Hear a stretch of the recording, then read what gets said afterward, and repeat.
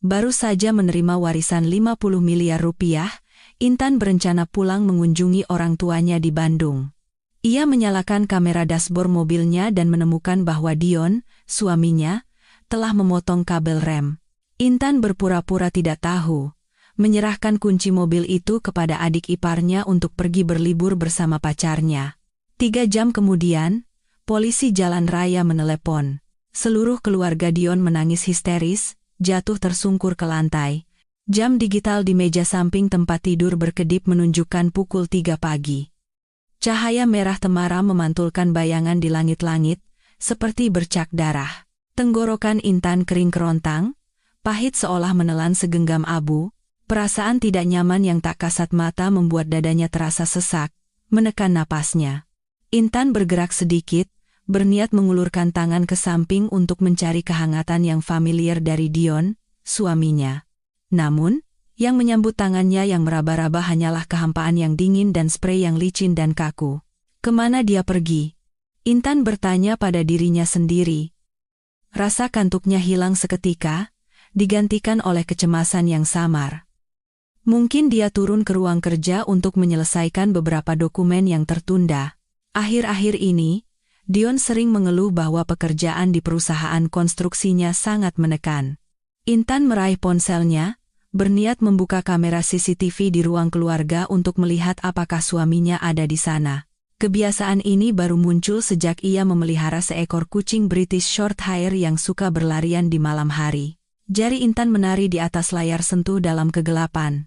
Tetapi mungkin karena belum sepenuhnya sadar, ia salah menekan aplikasi pengelola kamera dashboard pada SUV mewah Eropa seharga 3 miliar rupiah yang baru dibelinya minggu lalu.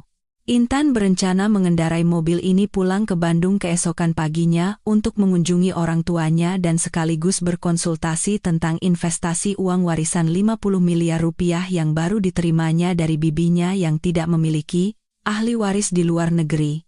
Layar ponsel menyala, menampilkan gambar di bawah garasi yang remang-remang oleh cahaya lampu kuning. Pemandangan yang muncul selanjutnya membuat Intan merasa seolah darah di tubuhnya membeku dari ujung kepala hingga ujung kaki. Dion, suami teladan yang selama ini ia percayai, sedang tengkurap di bawah mobilnya. Ia mengenakan piyama abu-abu dan sarung tangan karet.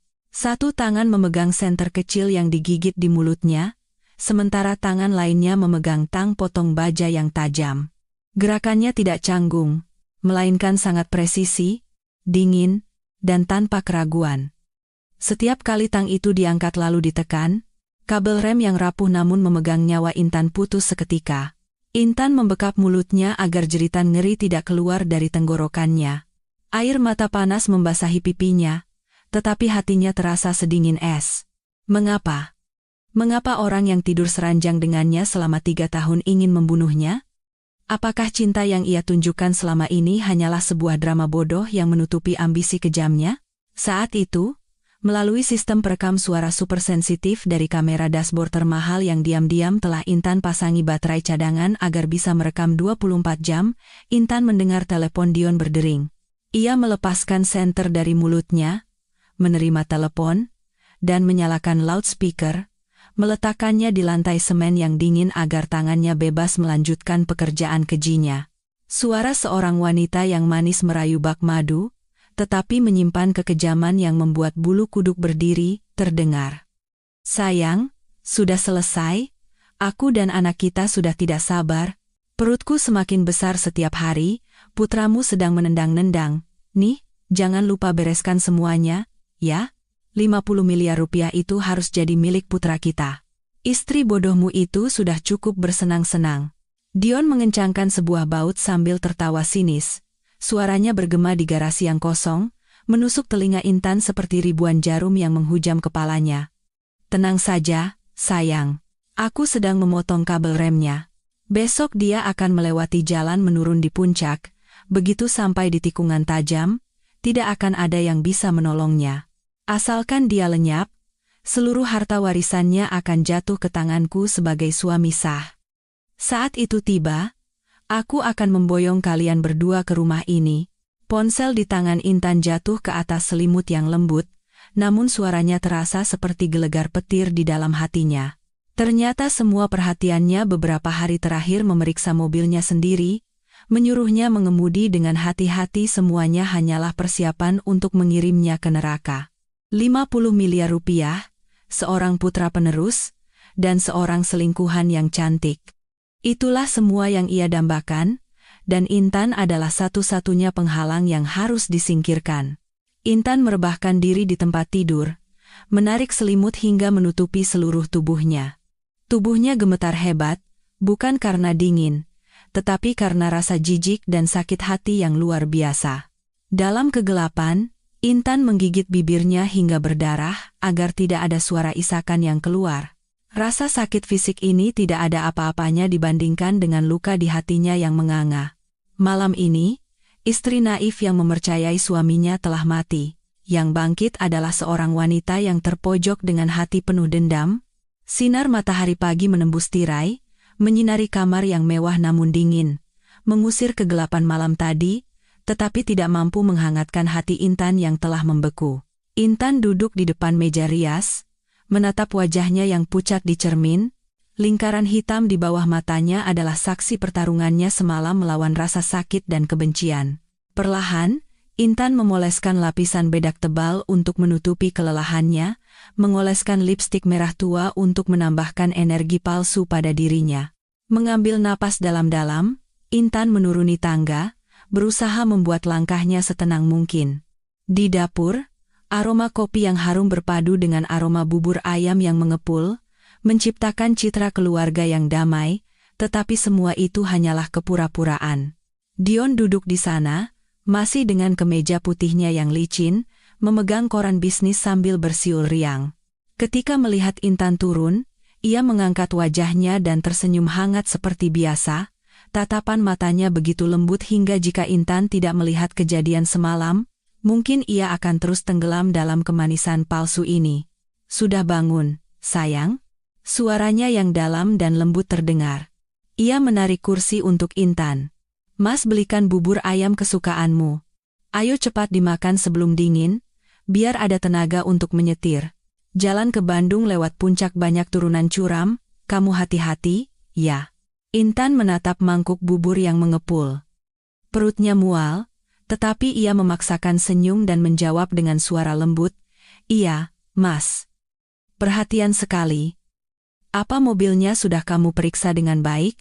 Aku kok merasa sedikit khawatir." Dion terdiam sejenak, matanya menghindari tatapan Intan sebelum kembali normal. "Kamu ini terlalu khawatir. Mobil baru seharga 3 miliar, kemarin sudah Mas bawa ke bengkel resmi untuk diperiksa ulang. Pasti aman, tenang saja." Saat itu, bel pintu berbunyi keras, memecah suasana canggung di antara mereka. Pintu terbuka, dan Bintang, adik kesayangan Dion yang berambut pirang terang, masuk bersama seorang pria bertato. Itu pacar barunya, kabarnya seorang preman yang biasa menagih utang. Bintang bahkan tidak menyapa siapapun, ia melempar tas bermereknya ke sofa dan langsung menuju meja makan. "Kak Dion, Kak Intan, hari ini aku pinjam SUV baru kalian, ya? Mobilku lagi di bengkel, tapi aku sudah janji sama Joko mau ajak dia dan teman-teman ke puncak, malu dong kalau pakai mobil butut." Ibu Suryani, ibu mertua Intan, keluar dari dapur membawa piring berisi pisang goreng hangat. Mendengar permintaan putri kesayangannya, ia langsung setuju. Suaranya melengking, "Sudah, kasih pinjam saja adikmu. Mobil didiamkan saja nanti malah rusak. Biar adikmu yang pakai supaya mesinnya panas. Kamu kan sudah kaya, masa pelit sama mobil begitu saja pada adik iparmu?" Intan melirik Dion, melihat wajahnya mulai pucat dan keringat mulai membasahi dahinya. Dion tahu persis bahwa mobil itu kini adalah peti mati berjalan. Tapi ia tidak bisa mengatakan yang sebenarnya, dan tidak bisa juga melarang terlalu keras karena takut rahasianya terbongkar.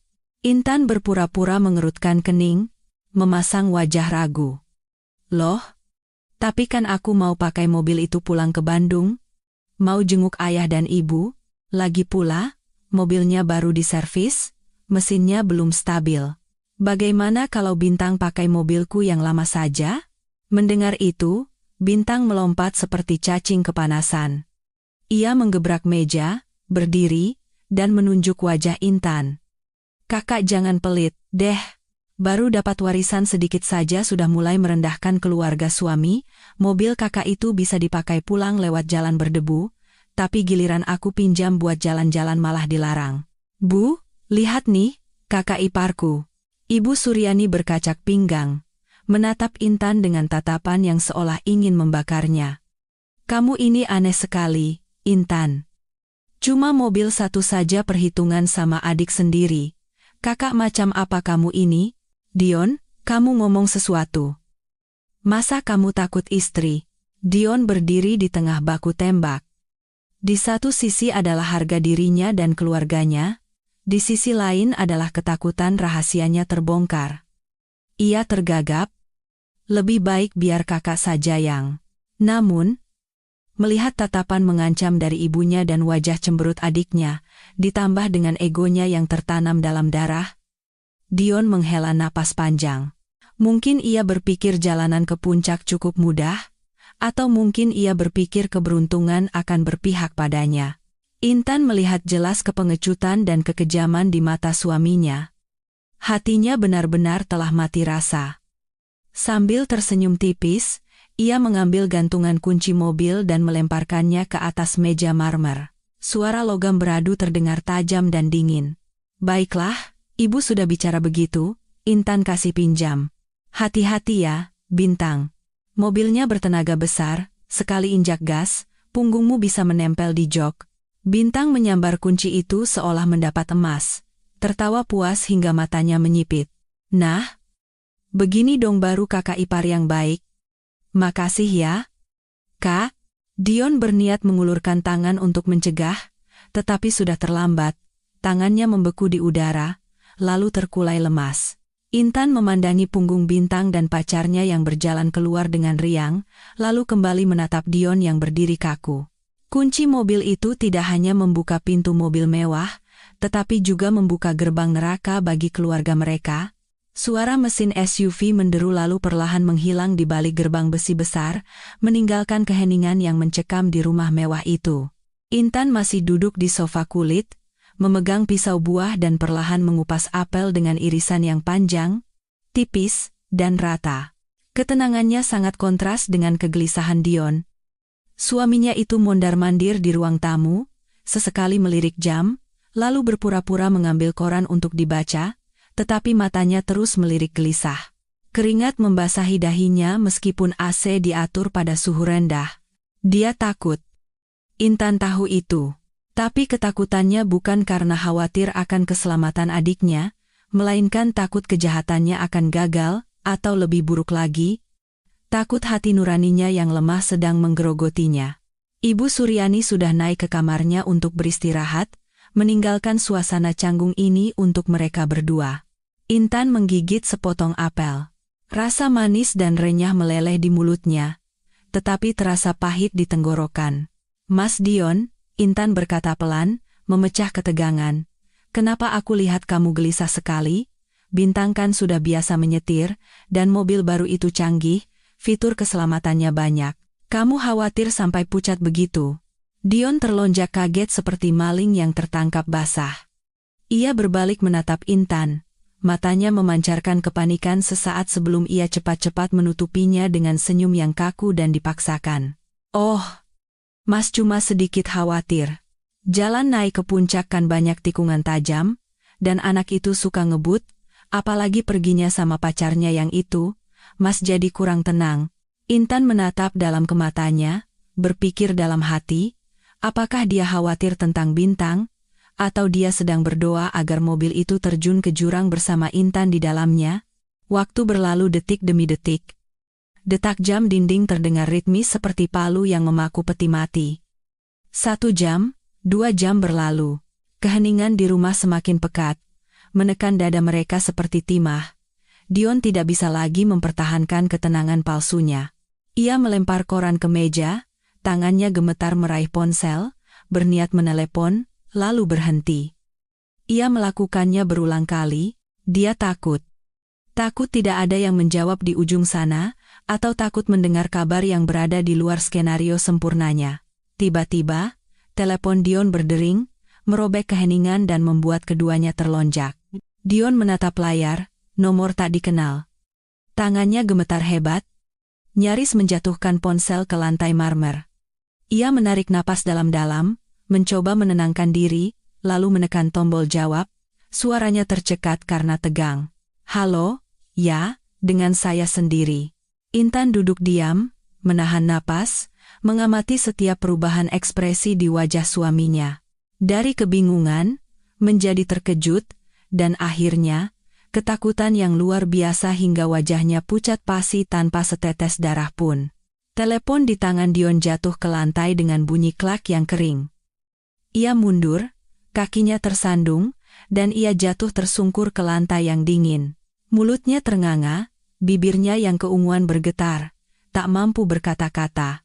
Air mata mengalir di pipinya, bukan karena duka, tetapi karena kehancuran rencananya. Bukan. Tidak mungkin. Kenapa harus bintang? Kenapa harus bintang? Jeritannya yang memilukan bergema di seluruh rumah, terdengar seperti lolongan hewan liar yang terluka parah, penuh keputusasaan dan rasa sakit. Ibu Suryani, mendengar suara aneh dari lantai atas, bergegas turun. Melihat putranya terduduk di lantai, ia terkejut dan berlari menghampirinya. "Dion, ada apa, Nak? Kamu kenapa?" Intan pun segera berlari mendekat, memainkan perannya sebagai istri yang khawatir. Ia memegang bahu Dion, tetapi berbisik di telinganya dengan suara sedingin es, setiap kata seperti pisau yang mengiris jantungnya yang sedang berdarah. "Kamu bilang apa, Mas? Siapa yang seharusnya? Katakan padaku. Orang yang seharusnya mati adalah aku, kan?" Dion mengangkat wajahnya, menatap Intan dengan mata merah padam. Di tatapannya, ada ketakutan yang luar biasa, seolah melihat iblis muncul di siang bolong. Ia membuka mulut, berniat mengatakan sesuatu, tetapi tenggorokannya tercekat, hanya suara parau tak berarti yang keluar. Saat itu, Ibu Suryani menyambar telepon yang tergeletak di lantai, menempelkannya ke telinga. Dan kemudian, ia menjerit dengan suara yang menyayat hati sebelum pingsan. Hukuman dari Nurani untuk keluarga mereka baru saja dimulai. Ambulans meraung-raung, sirenenya memecah kabut tebal di kawasan pegunungan, membawa kami ke lokasi kecelakaan di bawah turunan puncak pas. Intan duduk di kursi depan di samping sopir, tangannya mencengkeram sandaran kursi dengan erat, matanya menatap lurus ke depan. Sementara itu, Dion duduk di belakang, gemetar seperti daun kering, mulutnya menggumamkan kalimat-kalimat tak berarti. Udara di dalam mobil terasa pekat dengan bau disinfektan dan aroma kematian, tetapi itu tidak sebanding dengan bau ban terbakar dan bensin yang menyengat dari dasar jurang. Polisi jalan raya telah memblokir lokasi kejadian. Garis polisi berwarna kuning berkibar ditiup angin sore yang dingin, menciptakan pemandangan yang mengerikan. Saat kami turun dari mobil, pemandangan yang menyambut Intan adalah sesuatu yang mungkin tidak akan pernah ia lupakan. Meskipun ia sudah mempersiapkan diri, SUV seharga 3 miliar rupiah, berwarna putih mutiara kebanggaan Intan dan alat pembunuhan suaminya kini hanyalah tumpukan besi rongsokan yang hancur lebur di dasar jurang sedalam hampir 100 meter. Asap hitam masih mengepul dari ruang mesin, menyatu dengan kabut pegunungan, membentuk wujud seperti hantu. Melihat pemandangan itu, kedua kaki Dion seolah kehilangan semua tenaganya. Ia jatuh di pinggir jalan, memuntahkan cairan hijau dan kuning, tubuhnya gemetar hebat seperti orang yang terserang malaria parah. Seorang petugas polisi jalan raya dengan wajah legam terbakar matahari menghampiri kami, memegang buku catatan, suaranya berat dan sedih, tetapi profesional. "Bapak dan ibu keluarga pemilik mobil? Kami turut berduka cita. Dari penyelidikan awal di TKP dan bekas ban, mobil ini mengalami remblong total saat menuruni tanjakan dengan kecepatan tinggi, sehingga kehilangan kendali dan langsung terjun ke jurang. Kedua korban di dalam mobil kemungkinan besar tidak selamat. Kondisi jenazah tidak utuh karena benturan keras dan kebakaran yang terjadi setelahnya." Kata remblong terdengar seperti sambaran petir di kepala Dion, membuatnya meringkuk, wajahnya pucat pasi. Ia tahu lebih baik dari siapapun mengapa rem mobil itu blong. Ia tahu persis setiap potongan yang ia buat semalam telah merenggut nyawa siapa. Bukan mantan istri yang ia benci, tetapi adik kandung yang paling ia sayangi. Intan berdiri di sampingnya. Angin gunung meniup rambutnya yang acak-acakan. Ia menyibakkan rambutnya, menutupi tatapan dinginnya yang sedang mengamati ekspresi ketakutan suaminya. Intan berkata pelan, suaranya bergetar penuh keterkejutan dan duka. Ya Tuhan, kenapa bisa begini? Mobil kami baru kemarin diservis. Kenapa bisa remnya blong? Apa ada kesalahan teknis? Pertanyaan Intan bagaikan menabur garam di atas luka menganga Dion. Ia berbalik menatap Intan, matanya memohon agar Intan berhenti bicara. Tapi bagaimana Intan bisa berhenti? Saat ini, ia harus membiarkannya merasakan ketidakberdayaan yang paling dalam saat melihat hasil perbuatannya sendiri. Polisi itu menatap Intan dengan simpatik, menggelengkan kepala dan menghela napas. Masalah teknis akan kami selidiki lebih lanjut, Bu. Tapi TKP menunjukkan tidak ada bekas pengereman sama sekali sebelum mobil terjun. Mari, kami antar Bapak dan Ibu ke kamar jenazah rumah sakit daerah untuk identifikasi, meskipun mungkin akan sedikit sulit. Dion harus dipapah oleh 2 petugas untuk bisa berdiri. Ia menyeret kakinya dengan berat menuju mobil polisi, kepalanya tertunduk seolah seorang pendosa yang berjalan menuju tiang gantungan. Intan mengikuti di belakang, memandangi punggung lebar yang pernah menjadi sandaran kokohnya, kini gemetar hebat. Intan tidak merasakan kasihan, hanya kesedihan atas nasib manusia.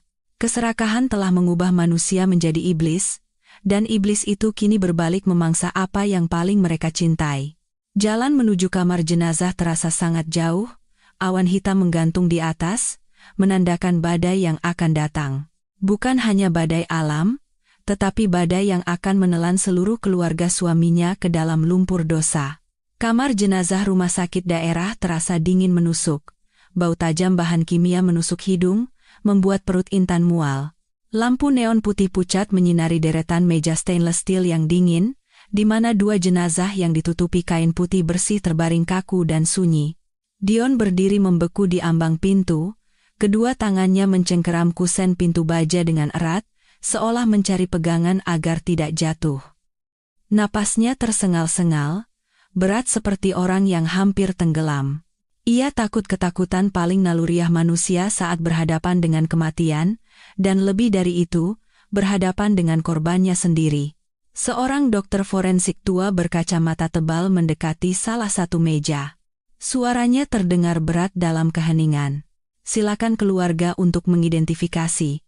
Karena kecelakaan yang parah dan kebakaran, kondisi jenazah sangat rusak. Kami sudah mencoba merekonstruksi, tapi mohon persiapkan mental. Perlahan, ia membuka kain putih itu, memperlihatkan wajah yang hangus dan tidak berbentuk milik bintang. Yang tersisa hanyalah kalung emas berliontin daun semanggi 4 kelopak yang Dion berikan padanya saat ulang tahun lalu, masih berkilau dengan sinis di atas kulit yang gosong. Melihat kalung itu, Dion menjerit pilu. Ia menerjang maju, memeluk jenazah adiknya, air mata dan ingus membasahi wajahnya. Bintang, adikku, kenapa jadi begini? Ini salah kakak yang menyakitimu, kakak yang membunuhmu. Ia menangis tersedu-sedu, membenturkan kepalanya ke tepi meja stainless steel dengan keras. Tangisannya yang meraung-raung bergema di ruangan yang dingin, membuat semua yang hadir memalingkan muka karena iba. Tetapi dalam tangisannya itu, Intan tahu, penyesalan atas kehilangan adiknya lebih sedikit daripada ketakutan akan dosa besarnya sendiri. Dia menangisi dirinya sendiri, atas rencana sempurna yang hancur berantakan. Memanfaatkan momen ketika semua orang terfokus pada penderitaan Dion, Intan perlahan mendekat, meletakkan tangannya di bahu suaminya seolah ingin menghibur. Ia berbisik di telinga suaminya, suara yang hanya bisa didengarnya. Suara Intan sepelan embusan napas, tetapi membawa beban ribuan ton. Mas, kenapa menangis begitu kencang? Bukankah kamu yang menginginkan mobil ini remnya blong? Untung saja hari ini perutku sakit, jadi aku tidak jadi pergi bersamamu sesuai rencana. Kalau tidak, orang yang terbaring di situ, jenazah yang hangus itu, adalah aku. Menurutmu, Bukankah ini keberuntungan, Mas? Tangisan Dion berhenti seketika, seolah ada yang mencekik lehernya. Ia memutar kepalanya, menatap Intan dengan mata terbelalak, pupil matanya membesar karena ngeri. Saat itu, ia tidak melihat Intan sebagai istrinya, tetapi sebagai iblis yang tersenyum dari neraka. Ia mundur, kakinya tersandung, nyaris jatuh. Mulutnya ternganga. Kamu. Ia mulai menyadari, kebetulan ini bukanlah kebetulan, dan istri yang ia anggap bodoh ini mungkin tahu segalanya. Saat itu, seorang petugas kamar jenazah membawa kantong berisi barang-barang pribadi yang ditemukan di TKP. Tas bermerek milik Bintang sebagian hangus terbakar. Di dalamnya ada lipstik dan bedak yang hancur, serta secari kertas hasil USG yang lecek. Intan segera membungkuk, mengambil kertas itu, berpura-pura tak sengaja menjatuhkannya tepat di depan Ibu Suryani, yang baru siuman dan sedang dipapah masuk. Film hitam putih USG itu menunjukkan bentuk janin kecil. Di bagian bawah, tertulis jelas. Usia kehamilan 8 minggu. Melihat film itu, mata Ibu Suryani terbelalak. Ia menerjang maju, merebut kertas itu dengan tangan gemetar. Apa ini, Bintang? Bintang hamil? Intan membekap mulutnya, berseru dengan ekspresi terkejut dan sedih. Oh, Bintang hamil? Kenapa dia tidak bilang apa-apa? Jadi ada 2 nyawa, kasihan sekali adikku. Kata-kata Intan seperti pisau terakhir yang menembus jantung Ibu Suryani. Ia memeluk erat film USG itu, menjerit, lalu jatuh pingsan ke lantai yang dingin. Dion berdiri di sana, menatap ibunya yang tak sadarkan diri, menatap jenazah adiknya, menatap film USG itu. Seluruh dunianya hancur berkeping-keping. Ia telah membunuh adiknya, dan juga keponakannya yang belum sempat melihat dunia. Ruang kerja tim investigasi di kantor polisi daerah terasa sempit dan pengap karena bau rokok. Kipas angin tua di langit-langit berputar perlahan, mengeluarkan bunyi berderit ritmis, seolah menghitung mundur waktu menuju vonis. Intan dan Dion duduk berhadapan dengan seorang penyidik senior, rambutnya memutih dan matanya tajam seolah bisa menembus pikiran siapapun. Dion duduk gemetar di kursinya, kedua tangan terkepal erat hingga buku-buku jarinya memutih, keringat membasahi tubuhnya meskipun hari sudah sore dan mulai dingin. Ia tidak berani mengangkat wajahnya, hanya menatap meja kayu yang penuh noda kopi. Penyidik itu mengetuk-ngetukkan pulpennya ke meja. Suara kering itu membuat Dion terlonjak. Dengan suara pelan namun berwibawa, ia berkata, "Saudara berdua, tolong jelaskan kejadian pagi ini. Mengapa korban yang mengendarai mobil Anda? Dan sebelum berangkat, apakah ada kelainan pada mobil tersebut?" Dion tergagap, bibirnya bergetar tetapi tak mampu bersuara. Tenggorokannya seolah tersumbat kapas. Ia takut satu kata yang salah akan mengungkap kebenaran yang ia sembunyikan. Melihat suaminya diam, Intan angkat bicara dengan suara bergetar, matanya berkaca-kaca. Intan memainkan perannya sebagai kakak ipar yang berduka. "Bapak penyidik, pagi tadi adik ipar saya datang ke rumah. Dia sangat suka mobil baru saya, jadi dia memaksa pinjam untuk pergi berlibur dengan pacarnya. Awalnya saya tidak mau kasih, Pak. Karena mobilnya baru dan saya belum terbiasa, takutnya dia tidak aman." Intan berhenti sejenak, menyeka air mata dengan sapu tangan, melirik Dion yang gemetar di sebelahnya.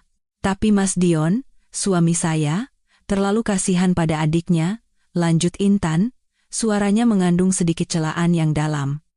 "Dia menuduh saya kakak ipar yang picik, masa cuma mobil saja pelit sama adik. Dia yang mendesak saya untuk memberikan kuncinya. Saya nurut saja sama suami, jadi saya berikan. Kalau saja waktu itu saya bersikeras tidak memberi, mungkin kejadian ini tidak akan terjadi. Ini semua salah saya, Pak. Karena saya lemah." Intan menangis terseduh-seduh, menyembunyikan wajahnya di meja, bahunya bergetar. Kata-katanya terdengar seperti menyalahkan diri sendiri, tetapi sebenarnya sedang menjerat leher Dion secara perlahan. Dengan cerdik, Intan melimpahkan tanggung jawab pemberian mobil itu kepada suaminya, mengubahnya menjadi orang yang secara langsung mengirim adiknya ke gerbang kematian. Penyidik senior itu menyipitkan mata. Pandangannya beralih dari Intan ke Dion dengan penuh selidik. Ia bertanya pada Dion, suaranya lebih tegas. Saudara Dion, apakah benar seperti yang dikatakan istri Anda? Anda yang menyuruh istri Anda memberikan mobil itu kepada korban? Dion mengangkat wajahnya, pucat pasi. Matanya menunjukkan kepanikan yang luar biasa. Ia ingin menyangkal, ingin mengatakan tidak. Tetapi kata-kata Intan adalah kebenaran. Ia tidak bisa memungkiri bahwa ia telah memaksa istrinya demi menjaga harga diri dan menutupi kejahatannya. Ia mengangguk lemah, suaranya seperti bisikan nyamuk. Iya, Pak, saya yang menyuruhnya. Apakah Anda tahu kondisi mobil saat itu? Mobil baru. Mengapa bisa remnya blong? Desak penyidik itu. Tatapannya seperti bor yang menembus ke dalam jiwa Dion. Dion gemetar. Keringat menetes di pipinya. Ia tergagap. Saya tidak tahu. Mobil baru. Mungkin cacat teknis? Cacat pabrik. Mana saya tahu? Kegugupan dan ketakutannya yang berlebihan tidak luput dari mata polisi berpengalaman itu. Setelah mendengar penjelasan Intan tentang penyerahan kunci, penyidik senior itu mengangguk pelan, matanya tetap tertuju pada wajah pucat Dion. Ia membalik halaman berkas kasus. Suaranya berat, mengenai mobil, saya ingin konfirmasi lagi. Menurut keterangan awal, ini adalah mobil yang baru dibeli dan baru diservis. Selama pemakaian terakhir, apakah Anda berdua menyadari ada tanda-tanda abnormal? Seperti suara aneh, pedal rem terasa aneh, atau yang lainnya? Pertanyaan ini seperti jebakan tak terlihat. Dion dengan cepat menggelengkan kepala, keringat di dahinya semakin deras. Tidak, Pak. Tidak ada apa-apa. Mobilnya sangat baru. Saya sudah coba dan terasa sangat mulus. Tidak ada masalah. Saya yakin ini murni kesalahan teknis yang mendadak. Ia berusaha keras menegaskan kesempurnaan mobil itu untuk melimpahkan tanggung jawab pada produsen, untuk menutupi kejahatannya. Intan, yang duduk di sampingnya, meremas sapu tangan yang basah oleh air mata. Tetapi hatinya tenang luar biasa. Ia tahu ini adalah kesempatan terbaik untuk menanamkan kecurigaan, untuk mengubah ketakutan Dion menjadi kenyataan. Perlahan, Intan mengangkat wajahnya, mata merahnya menatap lurus ke arah polisi. Suaranya bergetar tetapi jelas. Bapak penyidik, suami saya bilang begitu, tapi sepertinya tidak. Pak, beberapa hari yang lalu, waktu saya pulang kerja dan memasukkan mobil ke garasi, saya mendengar ada suara kletak-kletak aneh dari bawah mobil. Dion langsung menoleh ke arah Intan, matanya terbelalak seolah ingin menelannya hidup-hidup. Ia hendak membuka mulut untuk menyela, tetapi Intan lebih cepat. Waktu itu saya mau bilang ke Mas Dion untuk bantu periksa, lanjut Intan. Suaranya penuh penyesalan dan kepolosan. Tapi karena terlalu lelah, saya jadi lupa. Pagi tadi juga rencananya mau mengingatkan, tapi dia keburu mendesak saya memberikan kunci pada Bintang, jadi saya tidak sempat bilang. Apa mungkin? Suara aneh itu pertanda buruk, Pak? Penyidik itu menyipitkan mata, pulpen di tangannya berhenti menulis. Ia menatap Dion dengan tajam. Suara aneh di bawah mobil. Saudara Dion? Istri Anda mengatakan demikian. Anda yang selalu memeriksa mobil? Kenapa tidak menemukannya? Leher Dion terasa kaku, wajahnya berubah dari merah menjadi pucat. Ia tergagap, tangannya gelisah. Saya yakin istri saya salah dengar. Tidak ada suara apa-apa. Kamu jangan bicara sembarangan. Membuat petugas bingung, ia mencoba menyangkal, tetapi kepanikannya yang berlebihan justru membuat segalanya semakin mencurigakan. Intan menundukkan kepala, berpura-pura takut pada kemarahan suaminya, berbisik pelan. Aku dengar jelas kok, Mas. Aku suara logam beradu, kletak-kletak, menakutkan sekali. Kalau aku tahu begini, aku pasti akan memaksa kamu memeriksanya lagi, tidak akan memberikan mobil itu pada Bintang. Ini semua karena kelalaianku. Penyidik itu tidak berkata apa-apa lagi. Ia perlahan mencatat di buku catatannya, tetapi caranya mengetuk-ngetukkan pulpen menunjukkan bahwa ia mulai menghubungkan titik-titik. Mobil baru yang diservis, tiba-tiba ada suara aneh. Suami bersikeras memberikan mobil kepada adiknya, sementara istri mendengar suara aneh tetapi diabaikan. Detail-detail ini, ketika disatukan, menciptakan gambaran yang tidak menguntungkan bagi Dion. Meninggalkan kantor polisi, langit sudah gelap. Lampu jalan yang remang-remang menyinari bayangan Dion yang kurus. Ia berjalan di depan, langkahnya berat seolah terbebani batu. Sesekali ia menoleh ke belakang, menatap Intan dengan tatapan penuh dendam dan curiga. Rumah besar itu tenggelam dalam kegelapan. Kehilangan menyelimuti setiap sudut, terasa berat hingga membuat orang sesak napas. Setelah mengantar Ibu Suryani yang menangis terseduh-seduh ke kamarnya, Dion tidak berbicara sepatah kata pun pada Intan. Ia langsung masuk ke ruang kerja dan mengunci pintu dari dalam. Dari luar, Intan mendengar suara botol-botol minuman keras beradu, suara tutup botol dibuka, dan kemudian suara gelas diteguk. Dia minum, untuk menenggelamkan ketakutannya, untuk lari dari kenyataan pahit yang ia ciptakan sendiri. Intan kembali ke kamar utama. Ruangan yang dulu menjadi sarang cinta yang hangat kini terasa sedingin kuburan. Intan tidak menyalakan lampu, duduk memeluk lutut di atas tempat tidur yang luas. Kegelapan seolah hendak menelannya. Malam ini akan menjadi malam yang panjang, tidak hanya untuknya, tetapi untuk seluruh keluarga ini. Isak tangis ibu mertuanya terdengar samar dari kamar sebelah, diselingi suara teriakan frustrasi dan barang-barang yang dibanting oleh Dion dari lantai bawah, menciptakan simfoni penderitaan. Intan mengambil ponselnya. Cahaya biru dari layar terpantul di wajahnya yang tanpa ekspresi. Sudah waktunya ia mempersiapkan pertempuran yang sesungguhnya, pertempuran untuk menuntut keadilan bagi dirinya sendiri. Intan menekan nomor telepon ayahnya. Di ujung sana, telepon diangkat dengan cepat. Suara ayahnya yang dalam, hangat, dan cemas membuat mata Intan berkaca-kaca. "Intan? Ini ayah, nak. Bagaimana keadaanmu? Ayah sudah dengar berita kecelakaannya. Kamu tidak apa-apa kan?" Tenggorokan Intan tercekat. Semua kekecewaan dan rasa sakit yang ia tahan seharian seolah runtuh. Tetapi ia tahu. Saat ini ia tidak boleh lemah. Ia menarik napas dalam-dalam, berusaha membuat suaranya setenang mungkin. "Intan baik-baik saja?" "Yah, tidak apa-apa. Tapi, yah, masalah ini tidak sesederhana kecelakaan. Dion. Dia berniat membunuh Intan. Dia memotong kabel remnya, tapi yang mengendarai mobil itu Bintang, adiknya." Hening sejenak di ujung telepon. Intan mendengar helaan napas marah dan suara meja dipukul keras. "Apa? Bajingan itu berani berbuat seperti itu pada putri ayah? Ayah akan ke sana sekarang juga. Ayah akan habisi dia." Suara ayahnya bergetar karena marah, tetapi Intan segera mencegahnya. "Jangan dulu, yah. Intan punya rencana. Intan butuh bantuan ayah untuk hal yang lebih penting. Tolong hubungi Pak Anwar, pengacara keluarga kita." Intan ingin dia segera menyiapkan dokumen untuk membekukan semua aset.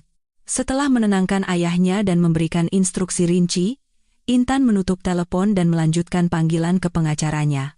Dalam kegelapan, Intan bisa mendengar detak jantungnya sendiri, berpadu dengan suara hujan yang mulai turun di jendela. Dion masih mengamuk di ruang kerjanya. Dia melampiaskan amarahnya pada benda-benda mati, tetapi dia tidak tahu, tepat di atas kepalanya, istri yang ia remehkan sedang perlahan menjerat lehernya. Semakin malam, hujan semakin deras. Angin menderu melalui celah pintu, terdengar seperti ratapan orang-orang yang berduka. Intan merebahkan diri, tetapi matanya tetap terbuka lebar menatap langit-langit, tangannya menggenggam ponsel erat, seolah itu adalah satu-satunya pegangan. Akhirnya, Intan teringat masa-masa awal pernikahan, teringat janji-janji yang diucapkan Dion. Semuanya kini hanyalah kepingan kenangan yang hancur, tajam mengiris hatinya. Tapi rasa sakit itu telah berlalu, yang tersisa kini hanyalah kewaspadaan yang dingin.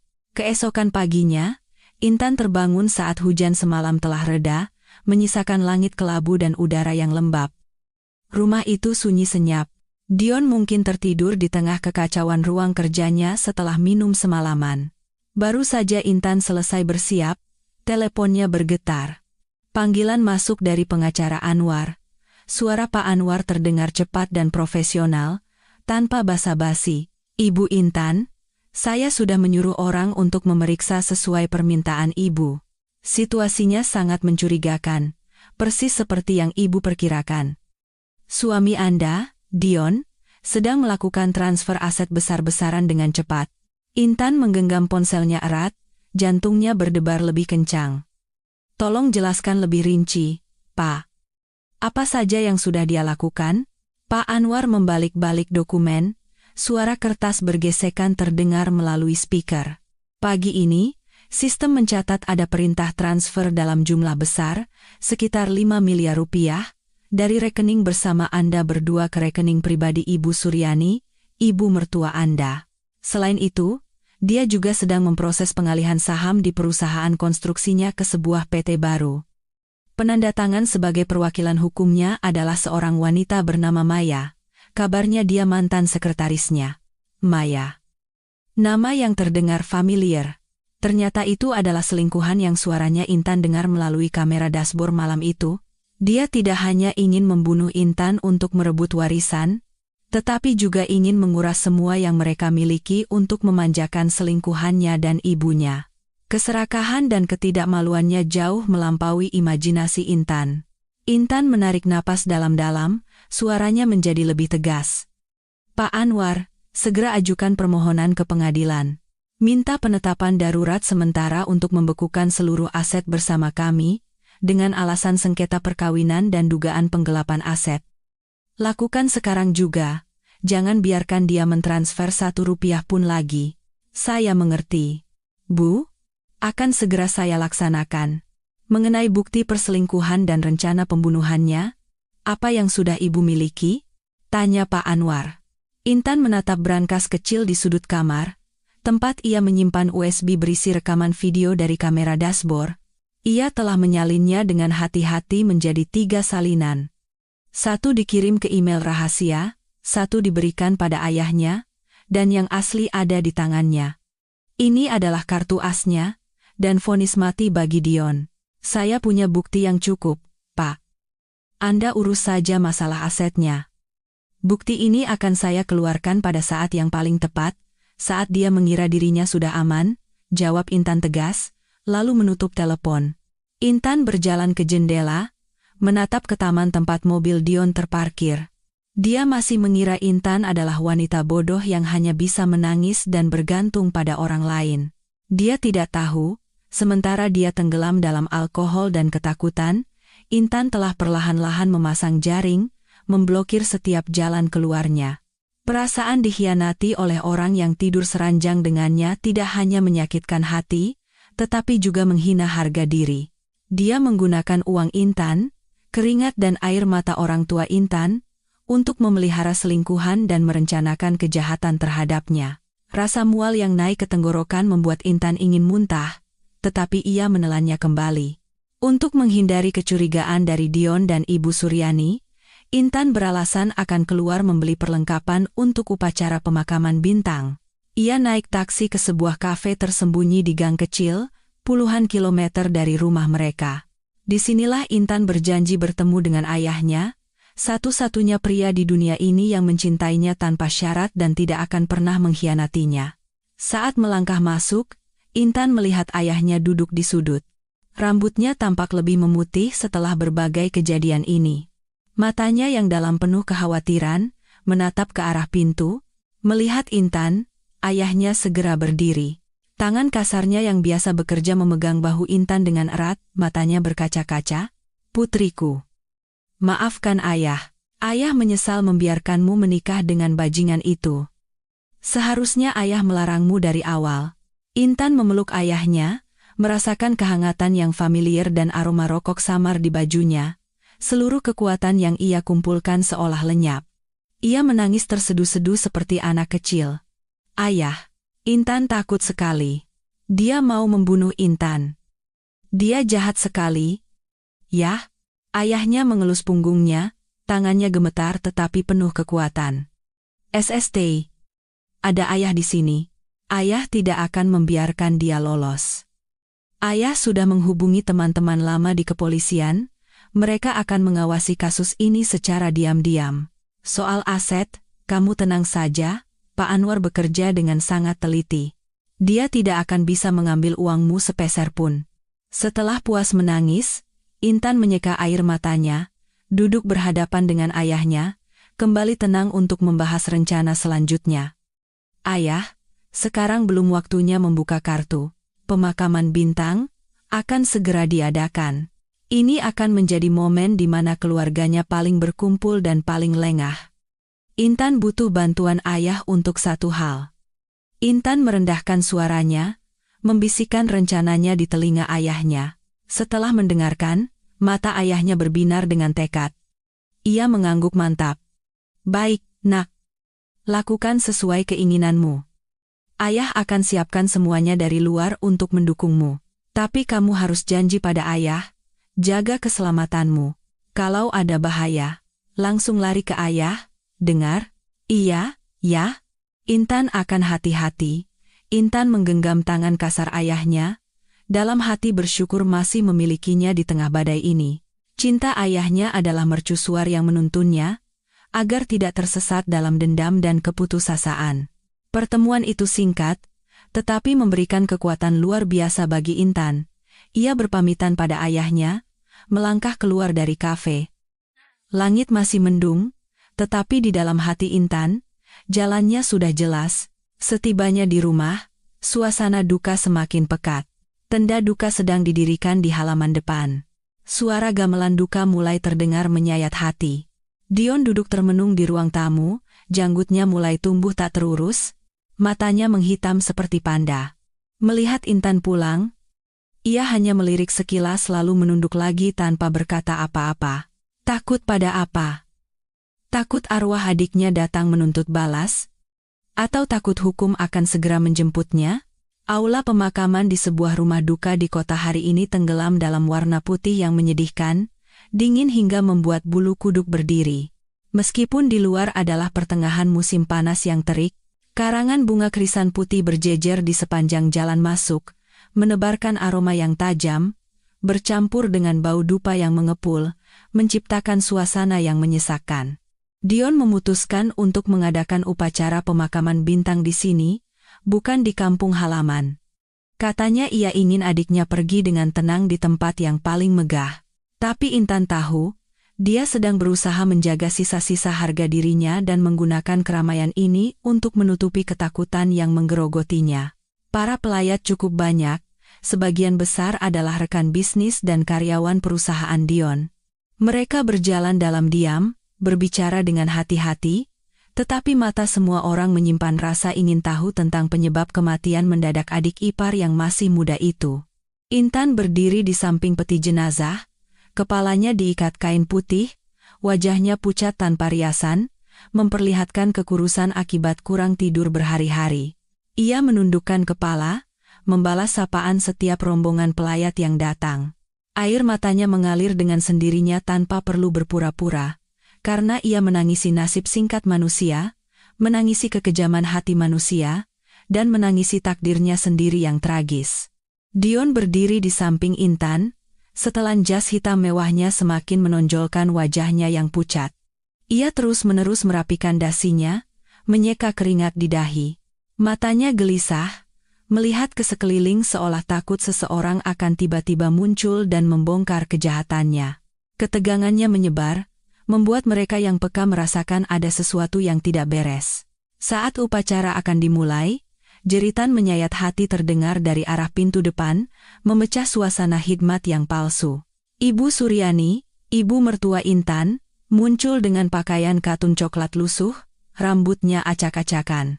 Dipapah oleh dua kerabat. Ia berjalan terhuyung-huyung seperti orang linglung. Ia berjalan sambil memukul-mukul dadanya, mulutnya meneriakkan nama putrinya dengan pilu. Bintang. Anakku, kenapa kamu tinggalkan ibu? Orang tua harus mengantar yang muda, apakah Tuhan tidak punya mata? Anakku mati dengan tragis, anakku.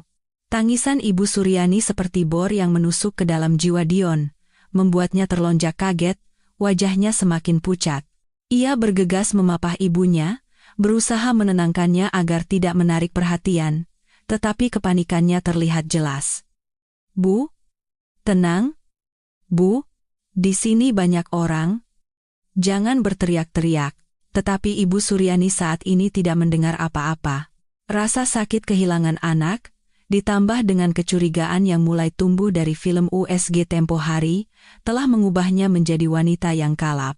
Ia melepaskan diri dari pegangan Dion, menerjang ke arah peti jenazah, membenturkan kepalanya ke tutup kayu sambil menjerit. "Siapa yang membunuh anakku? Anakku sehat, mobilnya baru, kenapa bisa mati begini? Pasti ada yang mencelakainya. Ya Tuhan." Ratapan Ibu Suryani membuat seluruh aula menjadi ricuh. Bisik-bisik mulai terdengar. Intan melihat beberapa polisi berpakaian preman berdiri di antara kerumunan. Mata mereka mengawasi setiap gerak-gerik keluarga mereka dengan saksama. Dion juga menyadarinya. Ia takut ibunya akan keceplosan bicara dalam keadaan emosi, jadi ia semakin erat memeganginya, keringatnya bercucuran. Ia menoleh ke Intan, matanya merah padam penuh ancaman, berbisik melalui giginya yang terkatup, "Kamu diam saja di situ. Cepat bawa ibu masuk untuk istirahat. Apa kamu mau membiarkan dia merusak pemakaman ini?" Intan perlahan mendekat, dalam hati tertawa. Ketakutannya, semakin ia takut. Semakin Intan harus membiarkan drama ini berlanjut. Perlahan, Intan meletakkan tangannya di bahu Ibu Suryani. Suaranya bergetar tetapi cukup keras untuk didengar orang di sekitarnya. "Ibu, sabar ya, Bu. Biarkan Bintang pergi dengan tenang. Kalau ibu menangis begini, bagaimana dia bisa tenang di sana? Kecelakaan mobil ini musibah. Tidak ada yang menginginkannya. Ibu jangan terlalu banyak pikiran sampai sakit." Kata-kata Intan bagaikan menyiram bensin ke api. Ibu Suryani berbalik seketika, matanya yang bengkak dan merah menatap Intan tajam. Di matanya, Intan tidak melihat cinta, hanya kebencian yang membara. Dia butuh pelampiasan, seseorang untuk disalahkan atas kematian putrinya, dan Intan, menantu yang tidak pernah ia sukai, adalah sasaran yang sempurna. Tiba-tiba, Ibu Suryani melepaskan diri dari Dion, menerjang ke arah Intan dengan kecepatan hewan liar yang terluka. Sebelum Intan sempat bereaksi, sebuah tamparan keras mendarat di pipi kirinya, sakit dan panas. Kekuatan wanita yang terbiasa bekerja keras itu begitu kuat hingga membuat Intan terhuyung dan jatuh ke lantai keramik yang dingin, di hadapan ratusan pasang mata. "Kamu." Ibu Suryani menunjuk wajah Intan, jarinya gemetar, suaranya melengking, penuh dendam. "Dasar perempuan ular. Pembunuh. Kamu sudah tahu mobil itu bermasalah, makanya kamu sengaja memberikannya pada adikku, kan? Kamu mau membunuhku, membunuh seluruh keluargaku, makanya kamu kasih mobil rusak itu. Kembalikan putriku. Kembalikan cucuku." Seluruh aula terkejut. Semua mata tertuju pada Intan. Ada yang bersimpati, ada yang menertawakan, tetapi sebagian besar curiga. Seorang ibu yang kehilangan anak menuduh menantunya sebagai pembunuh. Ini adalah tuduhan yang terlalu berat. Intan memegangi pipinya yang memerah, air mata mengalir. Bukan karena sakit fisik, tetapi karena ia sedang memainkan peran terpenting dalam hidupnya. Intan mengangkat wajahnya, menatap Ibu Suryani dengan mata basah. Suaranya bergetar karena malu tetapi jelas. "Ibu, kenapa ibu bicara seperti itu?" "Intan difitnah, Bu. Mobil itu baru Intan beli seharga 3 miliar, baru diservis kemarin, bagaimana mungkin rusak?" Intan berhenti sejenak, lalu menoleh ke arah Dion yang berdiri membeku seperti patung kayu. Tatapan Intan menembus ke dalam jiwa gelapnya, memaksanya menghadapi kenyataan. Mas Dion sendiri yang menyuruh Intan memberikan kuncinya pada Bintang, Bu. Intan bilang mau pakai mobil lain, tapi Mas Dion yang mendesak. "Mas Dion, tolong katakan sesuatu. Jelaskan pada ibu. Kalau tidak ibu akan terus mengira Intan sengaja mencelakai adiknya." Kata-kata Intan seperti air dingin yang menyiram wajah Dion, menyadarkannya dari keterpanaan. Ia melihat tatapan curiga beralih dari Intan kepadanya. Ia melihat beberapa polisi berbisik-bisik. Ia tahu, jika ia membiarkan Intan bicara lebih lanjut atau membiarkan ibunya terus membuat keributan, rahasia mengerikannya akan terbongkar di sini. Ketakutan mengalahkan akal sehat, ia bergegas maju, mencengkeram bahu ibunya dengan kasar, menyeretnya ke belakang. Tangannya yang besar membekap mulut ibunya sendiri dengan erat. Ibu diam. Ibu sudah gila, ya? Mobil baru, mana kita tahu akan rusak? Jangan bicara sembarangan lagi. Ada polisi di sini, raung Dion, suaranya tercekat karena panik. Wajahnya berubah mengerikan. Tindakannya yang kasar terhadap ibu kandungnya di tengah upacara pemakaman membuat semua orang terperangah. Ibu Suryani, mulutnya dibekap oleh putranya sendiri, matanya terbelalak, meronta-ronta putus asa. Dia terlihat sangat menyedihkan. Intan masih terduduk di lantai, air mata membasahi pipinya, tetapi di dalam hatinya ada rasa puas yang dingin. Keributan di aula pemakaman perlahan mereda setelah Dion memerintahkan kerabat untuk membawa Ibu Suryani ke ruang istirahat di belakang. Namun, atmosfer kecurigaan dan bisik-bisik tidak hilang, malah semakin pekat. Para pelayat berkumpul, pandangan mereka tidak lagi tertuju pada foto almarhumah, melainkan mencuri pandang ke arah Dion pria yang kini berdiri dengan kepala tertunduk di samping peti mati, kedua tangan terkepal hingga urat-uratnya menonjol. Tindakannya membekap mulut ibunya tadi sama saja dengan pengakuan tanpa kata atas kejanggalan dan ketakutan yang menguasainya. Intan dipapah ke sudut, duduk di bangku marmer dingin di bawah pohon ketapang tua. Beberapa kerabat dari pihak suami datang menghibur, menunjukkan simpati atas tamparan yang tidak adil dari ibu mertuanya. Tapi Intan hanya mengangguk singkat, lalu meminta waktu untuk sendiri menenangkan diri. Ketika semua orang pergi, Intan perlahan mengeluarkan ponsel dengan SIM card cadangan yang telah ia siapkan dari saku mantelnya. Layar ponsel menyala di sudut gelap, memantulkan senyum pahit di wajah Intan. Sudah waktunya ia melancarkan hukuman psikologis berikutnya, serangan yang akan memutus ikatan terakhir antara ibu dan anak itu. Intan membuka galeri, memilih foto hasil USG yang diam-diam ia ambil dari data di komputer Dion minggu lalu. Itu adalah hasil USG dari Maya, selingkuhannya. Tertulis jelas janin laki-laki, usia 12 minggu.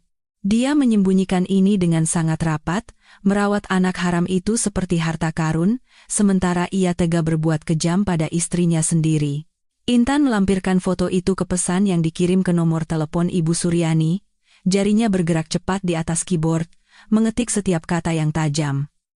Lihat baik-baik, Bu, putra ibu butuh uang untuk membesarkan cucu laki-laki sulungnya ini. Jadi, putri ibu harus berkorban. 50 miliar rupiah ditukar dengan 2 nyawa. Putra ibu sangat pandai berhitung. Menekan tombol kirim, Intan melihat pesan terkirim. Hatinya terasa lega, tetapi juga penuh kepahitan. Intan menyimpan ponselnya, menatap langit kelabu, membayangkan reaksi Ibu Suryani saat menerima pesan ini. Dia adalah seorang ibu yang memuja putranya secara buta, seluruh hidupnya hanya berharap memiliki cucu laki-laki penerus keluarga. Tapi sekarang, saat ia tahu cucu laki-laki itu ditebus dengan nyawa putri kandungnya dan calon cucu perempuannya, apakah ia akan bahagia atau hancur sehancur-hancurnya? Di dalam aula, suara gamelan kembali terdengar. Tapi bagi Intan, itu terdengar seperti genderang perang. Intan merapikan kain putih di kepalanya, menyeka air mata, lalu berdiri dan berjalan perlahan menuju ruang istirahat tempat Ibu Suryani berada. Ia ingin melihat dengan mata kepalanya sendiri, saat kebenaran yang kejam menghancurkan keyakinan buta terakhirnya pada putra kesayangannya. Di ruang istirahat keluarga, Ibu Suryani terbaring lemas di sofa, tangannya memegangi dada, napasnya tersengal-sengal. Wajah tuanya yang penuh keriput menunjukkan penderitaan yang luar biasa. Beberapa wanita kerabat mengelilinginya, memijatnya, mengipasinya, dan terus menghiburnya. Dia terbaring diam. Matanya kosong menatap langit-langit, air mata mengalir tanpa suara dari sudut matanya, membasahi bantal. Saat itu, telepon di saku bajunya bergetar. Getaran tunggal yang terasa sangat tajam di tengah keheningan. Ibu Suryani meraih ponsel tuanya dengan lemas, menyipitkan mata tuanya untuk membaca pesan. Intan bersembunyi di balik pintu yang sedikit terbuka, menahan napas, mengamati setiap perubahan di wajahnya. Awalnya kebingungan saat melihat gambar USG yang asing. Dia menjauhkan ponselnya, lalu mendekatkannya lagi, mencoba membaca setiap baris dengan teliti. Dan ketika ia membaca pesan di bawahnya, pupil matanya menyusut. Tangannya mulai gemetar hebat seolah tersengat listrik. Cucu laki-laki sulung. Uang. Pengorbanan. Kata-kata itu menari-nari di depannya. Menghubungkan semua kejadian aneh di masa lalu, dia ingat bagaimana akhir-akhir ini Dion sering mengeluh kekurangan dana perusahaan. Ingat tatapan gelisah putranya setiap kali menerima telepon aneh. Ingat antusiasme berlebihan Dion saat mendesak istrinya memberikan mobil kepada adiknya. Dan di atas segalanya, ia ingat film USG di dalam tas bintang yang hangus. 2 anak. 1 tewas mengenaskan bersama ibunya di dasar jurang. 1 lagi sedang tumbuh di rahim wanita lain, dibesarkan dengan darah dan daging putrinya sendiri. Bajingan. Ibu Suryani melompat dari sofa seperti per. Ponselnya jatuh ke lantai, baterainya terlepas. Ia memegangi kepalanya, menjerit kesakitan seperti hewan yang terluka, membuat semua orang di sekitarnya terkejut. Dia mengerti semuanya. Putra yang ia puja, putra yang selalu ia banggakan sebagai anak yang berbakti dan pintar, ternyata adalah iblis. Demi uang, demi putra penerus dari seorang selingkuhan, dia tega mengorbankan adik kandungnya sendiri. Intan melihat kehancuran total di mata Ibu Suryani. Benteng keyakinan terkuat dalam hidupnya telah hancur berkeping-keping. Dia tidak lagi menangis. Matanya kosong, tetapi menyimpan dendam yang mengerikan. Dia menatap kehampaan, mulutnya menggumamkan kutukan tanpa suara. Intan perlahan meninggalkan pintu. Jantungnya berdebar kencang karena gembira dan puas. Benih kecurigaan yang ia tanam kini telah tumbuh menjadi pohon beracun. Akarnya kini menancap dalam di hubungan darah yang tampaknya tak terpisahkan itu. Di luar, Dion masih sibuk menyambut tamu, memainkan perannya sebagai kakak yang berduka. Dia tidak tahu, di ruangan kecil itu, ibu yang selalu membelanya tanpa syarat kini telah berubah menjadi musuh paling berbahayanya. Dia berdiri di tepi jurang tanpa menyadarinya, dan hanya butuh 1 hembusan angin lagi untuk membuatnya jatuh hancur berkeping-keping seperti mobil 3 miliar milik Intan. Pemakaman bintang berakhir dalam kekacauan dan desas-desus. Para pelayat pulang dengan menggelengkan kepala, meninggalkan rumah duka yang tenggelam dalam keheningan yang menakutkan. Dion tidak tinggal di rumah untuk berduka 1 detik pun. Begitu tamu terakhir pergi, ia segera melesat pergi dengan mobilnya seolah dikejar hantu, langsung menuju kantornya. Intan berdiri di balkon lantai 2, memandangi mobil yang menghilang di balik pepohonan. Dalam hati, ia menghitung mundur waktu kehancurannya. Karena Intan tahu, dia pergi ke kantor untuk menyelesaikan transaksi gelap terakhirnya. Sayangnya, jaring hukum itu luas, tak terlihat tapi sulit ditembus. Semua pintu keluarnya telah diam-diam dikunci oleh Intan dan pengacara Anwar. Sekitar 2 jam kemudian, saat Intan sedang duduk termenung di ruang tamu, berpura-pura memeriksa buku catatan pengeluaran pemakaman, gerbang besi besar ditabrak dengan keras. Mobil Dion melesat masuk ke taman, mengerem mendadak hingga meninggalkan bekas ban hitam di lantai paving. Ia turun dari mobil, tidak ada lagi keanggunan seperti biasanya, penampilannya kusut masai. Dasi longgar, kedua mata merah padam. Ia menerobos masuk ke rumah seperti hewan liar yang terluka. Melihat Intan duduk di sana, ia langsung menghampirinya, menggebrak meja kaca dengan keras hingga gelas di atasnya melompat dan airnya tumpah. Ia meraung, suaranya tercekat karena marah. "Apa yang kamu lakukan? Kenapa rekening perusahaan dibekukan? Kenapa perintah transferku ditolak bank? Permainan apa yang kamu mainkan di belakangku?"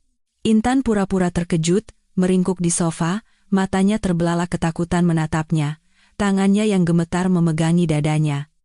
Ia tergagap. Kamu ngomong apa, Mas? Aku tidak tahu apa-apa. Aku di rumah seharian mengurus pemakaman bintang. Kenapa rekening bisa dibekukan? Apa mungkin? Polisi. Mereka melakukannya untuk penyelidikan kecelakaan? Jawaban Intan yang polos namun logis membuat Dion terdiam sejenak. Keraguan di matanya goyah, tetapi naluri dan keputusasaan karena kehilangan uang membuatnya tidak melepaskan Intan begitu saja. Ia mendekat, mencengkeram kerah baju Intan, menariknya. Napasnya yang berbau rokok dan dendam menerpa wajah Intan. "Jangan pura-pura polos di depanku," desisnya. "Pengacara bank bilang ada perintah pembekuan aset bersama karena sengketa perkawinan. Selain kamu, siapa lagi? Kamu mau memotong jalan hidupku? Kamu mau aku mati di rumah ini?" Ia menghempaskan Intan dengan kasar. Kepala Intan pusing, tapi ia menahan diri untuk tidak melawan.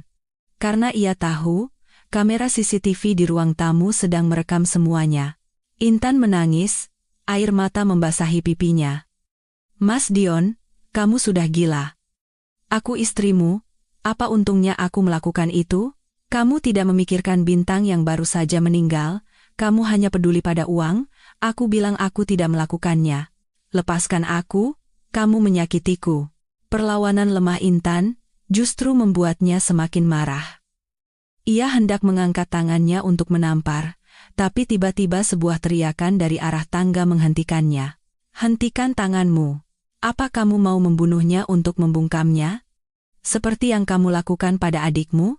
Ibu Suryani berdiri di sana, tangannya memegang pegangan tangga, tubuhnya gemetar. Ia menatap putranya dengan pandangan asing dan jijik, seolah melihat sampah paling kotor di dunia. Dion melepaskan Intan, berbalik menatap ibunya. Kemunculan ibunya yang tiba-tiba dan kata-katanya yang penuh makna membuatnya terkejut. Kemarahannya berubah menjadi kebingungan. Ia tidak menyangka ibu yang selalu membelanya kini berada di pihak Intan. Dan yang lebih penting, ibunya sudah tahu sesuatu. Ibu Suryani berjalan ke hadapan Dion. Tanpa berkata apa-apa, ia mengangkat tangannya yang kurus dan keriput, lalu menampar wajah putra kesayangannya dengan keras. Plak!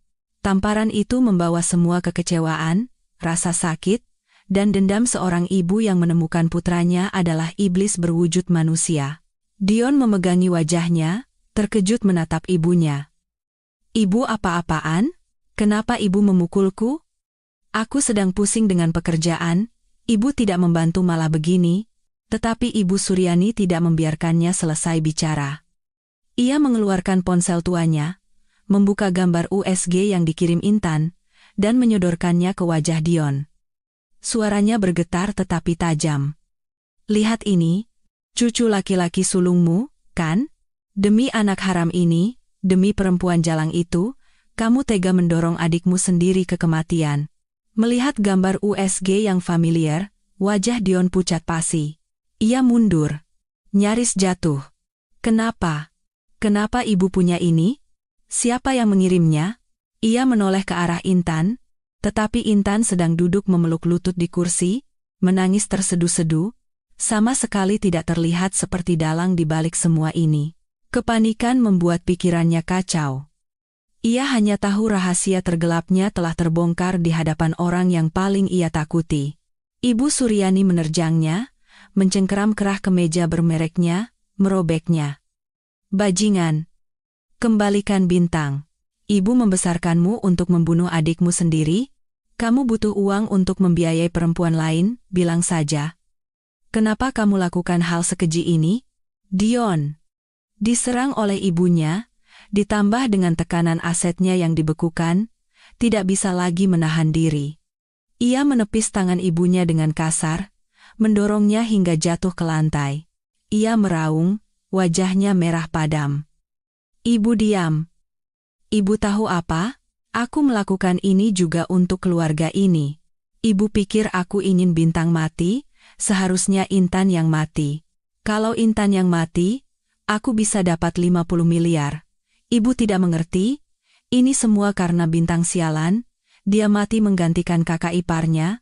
Pengakuan mengerikan itu keluar dari mulutnya saat ia kehilangan kendali, membuat seluruh ruangan hening.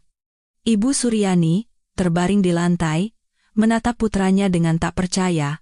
Intan, dari kursinya, diam-diam menyesuaikan sudut kamera ponselnya yang tersembunyi di balik vas bunga, merekam momen saat Dion menandatangani vonis matinya sendiri. Dia telah mengaku. Dia mengaku dengan mulutnya sendiri bahwa target awalnya adalah Intan. Dion sadar ia telah salah bicara. Ia segera membekap mulutnya. Ia melihat ibunya menatapnya seperti monster. Melihat istrinya meringkuk ketakutan. Ia tahu ia sudah tidak bisa kembali lagi. Ia mengacak-acak rambutnya, menggeram seperti hewan yang terpojok, lalu berbalik lari ke kamarnya dan membanting pintu. Meninggalkan ibunya yang terbaring dalam penderitaan. Intan membantu Ibu Suryani berdiri, memapahnya ke kamar. Dia tidak berkata apa-apa, hanya menatap langit-langit dengan pandangan kosong. Intan tahu dia menyesal, dia menderita, tapi rasa kasihan Intan padanya sudah lama hilang. Intan kembali ke kamarnya, menempelkan telinga ke dinding, mendengarkan pergerakan dari kamar Dion. Telepon Dion berdering berkali-kali. Awalnya ia tidak mengangkatnya, akhirnya, mungkin tak tahan lagi, ia menjawabnya. Intan mendengar suaranya yang serak. "Halo, ngapain telepon terus? Aku lagi pusing." Di ujung sana adalah suara Maya, selingkuhannya. Tapi hari ini, suaranya tidak lagi manis, melainkan tajam dan kasar. Meskipun tidak di loudspeaker, Intan bisa mendengar teriakannya. "Kamu yang gila. Aku yang mau gila. Kamu janji mau transfer uang buat bayar utang kakakku, kan? Kenapa sampai sekarang rekeningku masih kosong? Para penagih utang sudah mengepung rumahku. Kamu mau membiarkan kami mati?" Dion mencoba menenangkannya, tapi ketidakberdayaannya terdengar jelas. "Maya, tenang dulu, dengarkan aku. Rekeningku dibekukan sama istriku. Aku lagi cari jalan keluar. Bilang sama mereka tunggu beberapa hari lagi, ya? Aku janji akan cari uangnya." "Bagaimana keadaan putra kita? Jangan sampai dia kenapa-kenapa ya." Dia masih memimpikan putra penerusnya. Masih percaya selingkuhannya itu benar-benar mencintainya. Tapi Maya tidak peduli. "Aku tidak peduli. Pokoknya sebelum besok siang tidak ada uang 500 juta masuk ke rekeningku, jangan salahkan aku kalau aku jahat. Aku akan sebarkan semua tentang kita ke internet. Biar seluruh dunia tahu siapa kamu sebenarnya. Biar istrimu tahu kamu memeliharaku pakai uangnya. Oh ya, satu lagi, kandungan ini akan aku gugurkan. Kamu tidak punya uang? Jangan mimpi punya anak." Telepon ditutup. Intan mendengar Dion menjerit putus asa, suara barang-barang dibanting ke dinding, dia terpojok dari segala sisi. Hukum membekukan asetnya, ibu kandungnya berbalik melawannya, dan sekarang, selingkuhan yang paling ia percayai pun menunjukkan wujud aslinya. Dia benar-benar sendirian. Intan duduk di tempat tidur, tersenyum sinis. Harga sebuah pengkhianatan terkadang bukan datang dari pembalasan dendam korban, tetapi dari kekejaman para kaki tangannya sendiri. Keesokan paginya, saat kabut masih menyelimuti taman, sebuah mobil polisi berhenti di depan gerbang rumah mereka. Bel pintu berbunyi, tegas dan dingin, membangunkan seisi rumah. Intan yang membuka pintu, berusaha memasang wajah tenang meskipun tangannya pura-pura gemetar. Dua penyidik berseragam masuk. "Kami mengundang Saudara Dion dan Saudari Intan untuk datang ke kantor untuk memberikan keterangan terkait kecelakaan lalu lintas di puncak." Dion menuruni tangga, pakaiannya kusut, matanya cekung. Melihat polisi, kakinya lemas, nyaris jatuh. Ia tahu panggilan ini tidak sesederhana sebelumnya. Naluri seorang penjahat memberitahunya, jerat itu sudah mengencang di lehernya. Di ruang interogasi yang dingin, di bawah lampu neon putih, penyidik meletakkan sebuah kantong bukti transparan di atas meja. Di dalamnya, ada kabel rem yang terpotong dan sebagian hangus, tetapi bekas potongan yang rapi dan tajam masih terlihat jelas. "Saudara Dion, ini adalah kabel rem dari TKP. Hasil forensik menunjukkan potongan ini bukan karena aus, melainkan dipotong dengan sengaja menggunakan tang potong baja." "Ada penjelasan?" Dion menatap kabel rem itu, wajahnya pucat pasi, keringat membasahi seluruh kemejanya. Ia membuka mulut, tapi tak ada suara yang keluar. Ia menggelengkan kepala dengan panik. Saya tidak tahu." "Mungkin Mungkin ada penjahat yang masuk. Saya tidak mungkin melakukannya. Polisi itu tidak terpengaruh. Penjahat? CCTV di sekitar area Anda tidak merekam ada orang asing yang masuk ke garasi malam itu. Terlebih lagi, bekas potongan ini menunjukkan pelakunya sangat paham struktur mobil. Anda seorang insinyur konstruksi dan mengerti soal mobil. Bagaimana menurut Anda? Intan duduk di sebelahnya, berpura-pura terkejut. Dipotong? Siapa yang sejahat itu? Mas Dion? Apa kamu punya musuh? Kenapa mereka mau membunuh kita? Pertanyaan polos Intan membuat Dion semakin panik. Ia menatap Intan, matanya memohon sekaligus penuh ketakutan. Ia tahu Intan sedang bersandiwara, tapi ia tidak berani membongkarnya. Membongkar Intan saat ini sama saja dengan mengaku bahwa dirinyalah pembunuhnya. Suasana menjadi sangat tegang. Setiap detik terasa seperti penyiksaan bagi Dion. Ia bisa merasakan panasnya kebenaran yang membakarnya dan dinginnya borgol yang menantinya. Ia menundukkan kepalanya ke meja, kedua tangannya memegangi kepala, gemetar hebat. Keheningan di ruang interogasi terasa begitu berat hingga suara detak jam dinding terdengar jelas. Setiap detiknya bagaikan paku yang dipalu ke peti mati yang perlahan-lahan menutup takdir Dion. Matanya menatap kosong pada kabel rem di dalam kantong bukti. Ketakutan yang luar biasa itu kemudian berubah menjadi kemarahan yang tak terkendali. Hewan liar yang terpojok akan selalu menggigit dengan membabi buta. Dan Dion, saat ini, adalah hewan liar itu. Ia tiba-tiba berdiri, kursinya terdorong ke belakang dengan suara melengking, jarinya yang gemetar menunjuk lurus ke wajah Intan, matanya merah padam. Dia orangnya, Pak. Dia tahu mobil itu rusak, dia tahu remnya dipotong, makanya dia sengaja kasih kunci ke Bintang. Dia mau membunuhku, tapi Bintang yang jadi korban. Dia perempuan paling kejam di dunia. Tuduhan gila Dion membuat seisi ruangan terkejut. Para penyidik mengerutkan kening. Intan meringkuk di kursinya, matanya terbelalak ketakutan menatap suaminya yang mengamuk. Air mata membasahi pipinya. Ia hanya menggelengkan kepala, tubuhnya gemetar, menciptakan kontras yang jelas dengan keganasan Dion. Dion belum berhenti.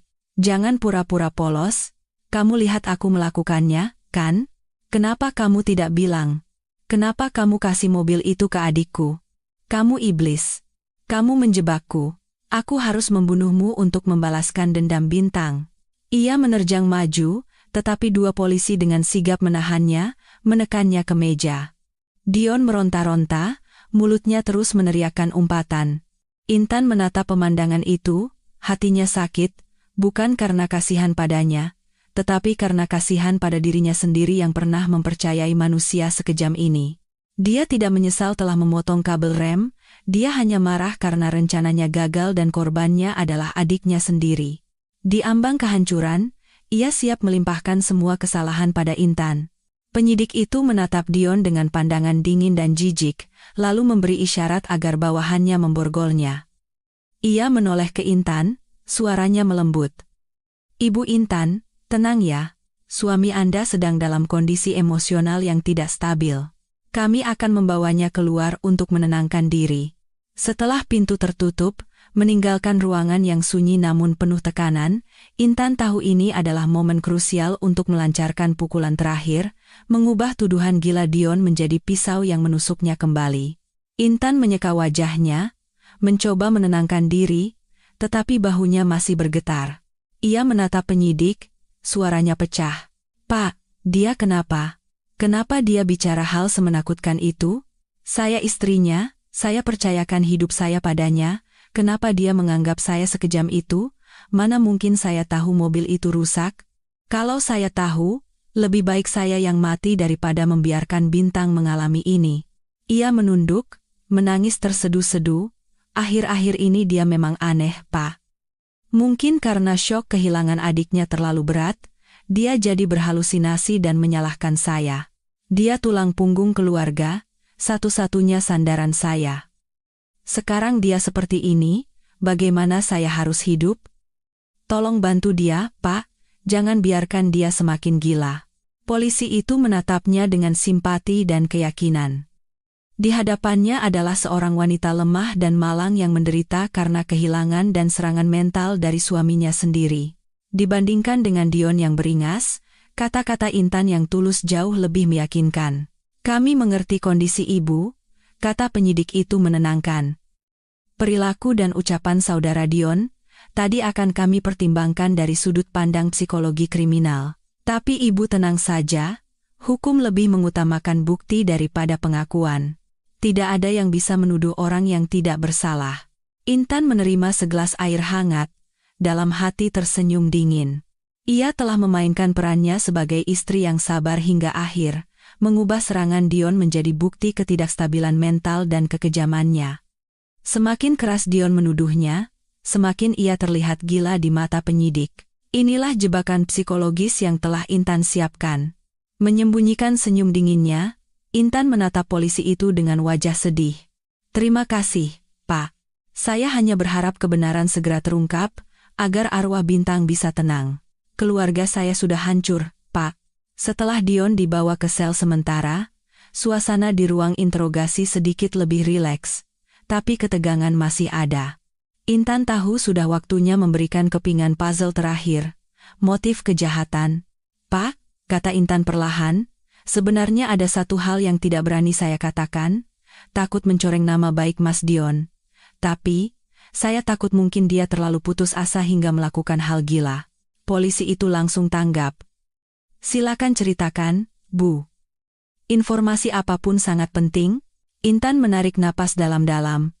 "Akhir-akhir ini, Mas Dion sangat aneh, Pak.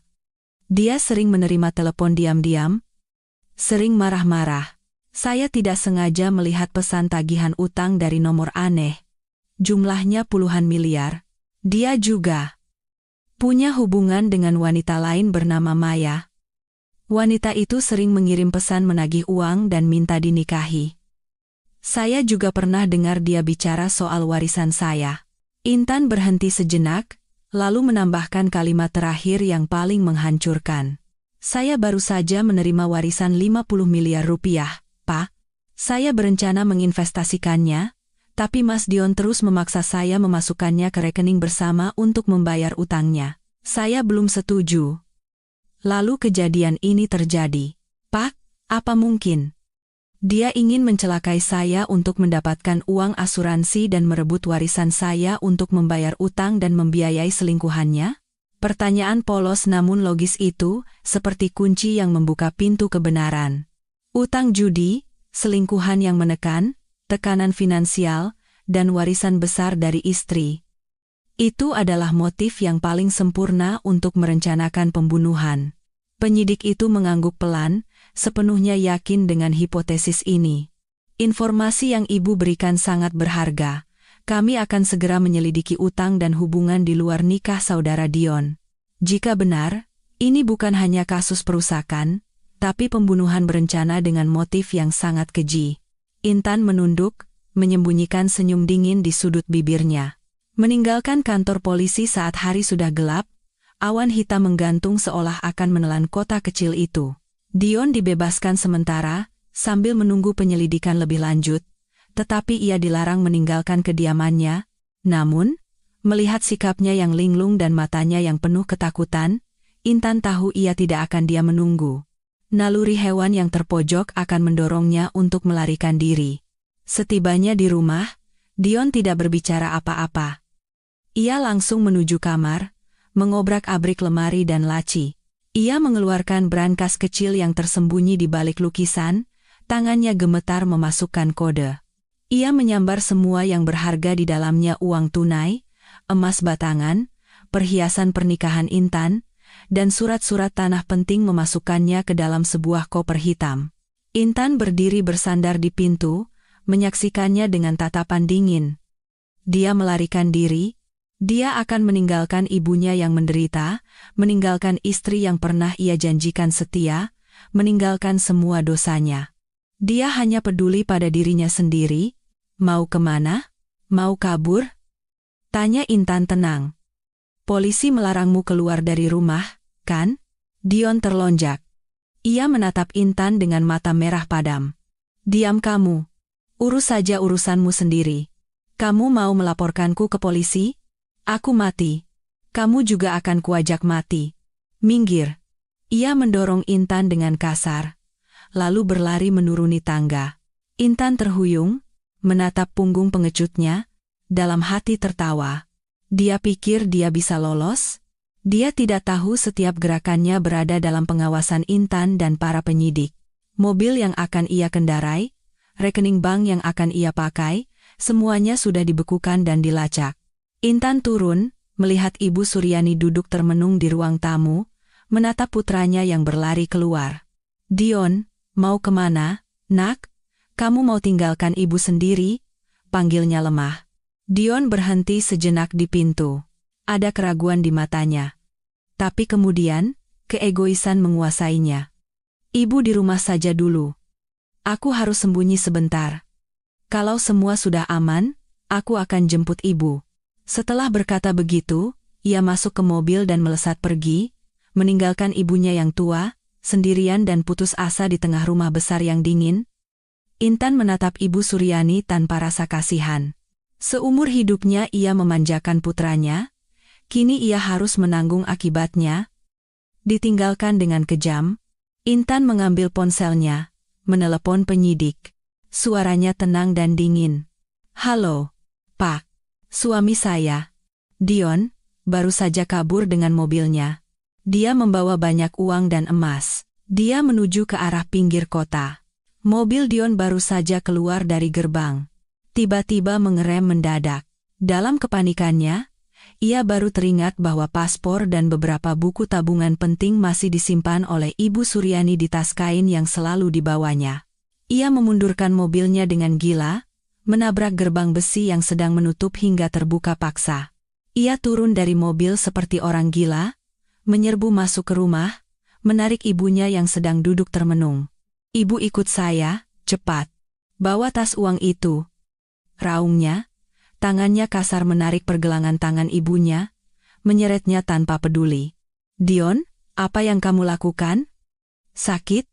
Kamu mau bawa ibu kemana?" mohonnya. Tapi Dion sudah kehilangan kemanusiaannya. Di matanya, ibunya bukan lagi seorang ibu, melainkan brankas berjalan. Ia mendorong ibunya masuk ke mobil, membanting pintu, dan tancap gas.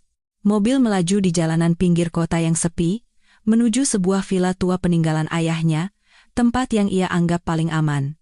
Di dalam mobil, suasana begitu menyesakkan. "Berhenti, nak. Mau lari kemana? Kalau bersalah, serahkan diri saja. Mungkin hukum masih bisa berbaik hati.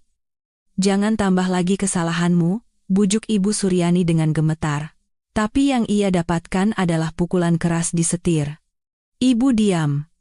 Serahkan diri biar mati di penjara? Aku harus hidup. Aku harus ke luar negeri. Berikan uangnya, setelah itu ibu mau kemana terserah. Aku tidak punya waktu mengurus ibu." Kata-kata tak berperasaan itu seperti pisau terakhir yang memutus benang rapuh antara ibu dan anak. Ibu Suryani terperangah.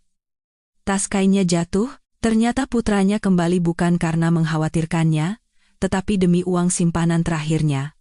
Hingga detik terakhir, ia tetap egois dan kejam. Mobil berbelok ke jalanan tanah yang becek menuju villa tua itu. Hujan rintik-rintik, sama seperti masa depan kelam yang menantinya. Villa tua itu berdiri sendirian di tengah lahan kosong. Dindingnya yang berlumut menjulang seperti nisan kosong.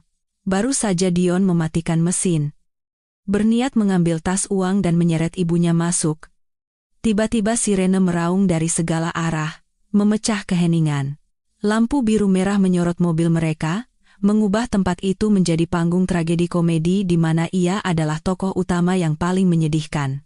"Dion, Anda sudah terkepung. Turun dari mobil, letakkan senjata, dan angkat tangan." Suara dari pengeras suara terdengar jelas. Dion duduk di dalam mobil, wajahnya pucat pasi, tangannya gemetar mencengkeram setir. Ia menatap ibunya yang meringkuk ketakutan. Mengetahui tidak ada jalan keluar, naluri dan kegilaan orang yang terpojok membuatnya nekat. Ia menyambar koper berisi uang dan emas, melompat keluar dari mobil, berniat memanjat tembok belakang untuk lari ke hutan. Tapi baru beberapa langkah, ia tersandung dan jatuh di rumput yang licin. 2 petugas sigap menerkamnya, menekannya ke lumpur. "Lepaskan aku. Aku tidak bersalah. Uangku. Kembalikan uangku," jerit Dion, meronta-ronta di lumpur, mencoba meraih koper uang yang isinya berhamburan lembaran uang polimer dan perhiasan berkilauan di atas tanah kotor. Penampilannya saat ini sangat menyedihkan. Borgol dingin terpasang di pergelangan tangannya, mengakhiri semua upayanya yang sia-sia. Intan turun dari mobil penyidik, menyaksikan pemandangan itu dari kejauhan tanpa rasa kasihan sedikit pun. Ibu Suryani juga dipapah turun dari mobil. Melihat putranya ditekan ke tanah, wajahnya penuh lumpur, tangannya diborgol, ia tidak menjerit, tidak berlari. Ia hanya berdiri di sana, kedua kakinya gemetar, lalu jatuh terduduk, matanya kosong dan putus asa. Ia telah menyaksikan kehancuran idolanya, kehancuran dari apa yang disebut harapan keluarga. Jaring hukum itu luas, tak terlihat tapi sulit ditembus. Siapa yang menabur angin, akan menuai badai. Itulah hukum abadi yang tak terbantahkan. Di ruang interogasi, suasana semakin mencekam. Dion duduk di sana, kedua tangan diborgol ke kursi, kepalanya tertunduk tetapi sikapnya masih keras kepala. Meskipun tertangkap saat melarikan diri, ia tetap menyangkal semua tuduhan terkait kematian adiknya. "Saya tidak membunuh. Saya hanya takut istri saya akan mencelakai saya untuk merebut harta, makanya saya membawa uang untuk sembunyi. Remblong itu karena cacat teknis, atau mungkin kabelnya digigit tikus. Mana saya tahu. Kalian tidak punya bukti, jangan menuduh," bantahnya dengan suara serak. Penyidik itu menatapnya dengan kasihan bercampur jijik. Ia memberi isyarat pada bawahannya. Pintu terbuka, pengacara Anwar masuk membawa laptop dan sebuah USB kecil berwarna hitam. Melihat benda itu, pupil mata Dion menyusut. Pak Anwar menyambungkan USB ke laptop, memutar layarnya ke arah Dion, lalu menekan tombol play. Video rekaman pukul 3 pagi di garasi muncul dengan jelas. Gambar Dion yang mengenakan piyama, memegang tang potong baja, perlahan memotong kabel rem satu persatu, tampak begitu hidup. Suara tang memotong logam, suara napasnya, dan terutama, percakapan melalui loudspeaker dengan selingkuhannya, Maya, terdengar sangat jelas. "Jangan lupa bereskan semuanya, ya. 50 miliar rupiah itu harus jadi milik putra kita." Dion menatap layar, wajahnya berubah dari pucat menjadi kelabu. Tubuhnya gemetar hebat. Ia tidak pernah menyangka, paranoia Intan yang memasang daya cadangan untuk kamera dashboard telah menjadi vonis mati baginya. Mulutnya ternganga, tak mampu berkata-kata. Keringat membasahi seluruh tubuhnya. Semua penyangkalan, semua kebohongan, kini menjadi lelucon di hadapan bukti yang tak terbantahkan ini. Ia menundukkan kepalanya ke meja, suaranya pecah oleh tangis putus asa. Dia tahu, semuanya telah berakhir. Di ruang observasi di sebelahnya, melalui kaca satu arah, Ibu Suryani menyaksikan semuanya. Ia duduk kaku, matanya terbelalak menatap layar yang memutar video kejahatan putranya. Setiap gambar, setiap suara, bagaikan pisau yang mengiris jantung seorang ibu. Ia melihat putra yang ia lahirkan, putra yang selalu ia banggakan, memegang alat untuk memotong nyawa adiknya sendiri. Ia mendengar suara manis perempuan jalang itu, dan ia mendengar tawa dingin Dion saat bicara tentang kematian Intan. 50 miliar rupiah. Seorang putra. Kata-kata itu terngiang-ngiang di kepalanya, menusuk ke dalam penyesalannya yang sudah terlambat. Ia ingat saat Dion memaksa Intan memberikan kunci, ingat wajah gelisah Dion di pemakaman, ingat tamparan yang Dion berikan padanya. Itu semua bukan kebetulan, melainkan rencana kejam yang diperhitungkan dengan matang. Keserakahan dan pemanjaan butanya telah membesarkan seekor iblis, dan hari ini, iblis itu telah memangsa keluarganya sendiri, membunuh putrinya. "Bintang, anakku, maafkan ibu. Ibu yang salah. Ibu membesarkan ular di rumah." Ibu Suryani menjerit pilu, membenturkan kepalanya ke dinding kaca, memukul-mukul dadanya. Air mata dan ingus membasahi wajahnya yang keriput. Guncangan yang terlalu hebat membuat jiwanya tak sanggup menanggung. Tiba-tiba ia berhenti menangis, lalu tertawa histeris. Tawa gila tanpa jiwa. Ia menunjuk-nunjuk layar, menggumamkan kalimat-kalimat tak berarti. Cucu laki-laki sulung. Aku mau jalan-jalan. Bintang, pulang makan, nak. Matanya menjadi kosong, pandangannya kabur antara kenyataan dan ilusi. Dia telah menjadi gila. Harga yang harus dibayar untuk keserakahan dan kejahatan keluarga ini terlalu mahal. Satu mati, satu di penjara, dan satu lagi gila. Intan berdiri di luar, menyaksikan pemandangan itu melalui kaca. Hatinya terasa berat, tapi tidak ada rasa puas. Hanya kesedihan yang mendalam atas nasib manusia yang tenggelam dalam lautan penderitaan. Persidangan kasus pembunuhan Dion dan kaki tangannya diadakan pada hari yang mendung. Awan hitam menyelimuti kota, membuat suasana di ruang sidang semakin mencekam. Intan duduk di barisan kursi korban, di sampingnya ada ayahnya dan pengacara Anwar. Tangannya terkepal erat, bukan karena takut, tetapi karena perasaan campur aduk. Di seberang, di dalam sel terdakwa, Dion berdiri dengan kepala tertunduk. Pakaian tahanan bergaris hitam putih yang longgar membuatnya terlihat sangat kurus dan menyedihkan. Ia tidak berani menatap Intan. Ibunya, Ibu Suryani, tidak datang. Setelah guncangan hebat di kantor polisi, ia kehilangan akal sehatnya. Terkadang sadar, terkadang mengigau, hanya memeluk bantal tua sambil memanggil nama putrinya. Kini ia dirawat oleh seorang keponakan di kampung halaman. Keluarganya, benteng kebanggaan yang selalu ia banggakan, kini telah runtuh. Hakim ketua membacakan dakwaan.